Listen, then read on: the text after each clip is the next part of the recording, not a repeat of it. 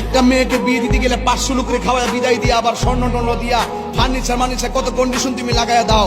মনে হচ্ছে যে মেয়েটা জন্মগ্রহণ করার কারণে মেয়ের বাপের একটা দায় হয়ে গেছে, একটা বিপদে পড়ে গেছে। কত কষ্ট করে একটা মেয়েটাকে মানুষ করে, আবার সেই মেয়ের বাপের উপরে যে আজকে বিয়ে করার পরে যে লোকটা তোমার শ্বশুর হবে শাশুড়ি হবে, এই লোকটাকে তুমি কষ্ট দিয়া 500 লোকের চাপাই দিলা, আজকে এত কন্ডিশন দিলা। মনে হয় যে মেয়ের একটা বোঝা হয়ে গেল।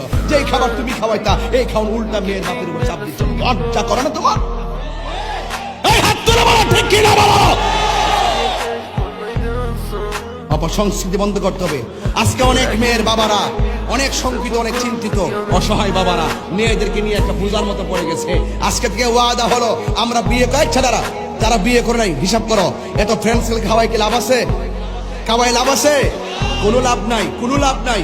আপনি মনে করছেন ফ্রেন্ড সার্কেল একদিন খাইবো, কিন্তু যেই লোকটা খাবার অ্যারেঞ্জ করে সেই লোকটা জানে করতে কত কষ্ট।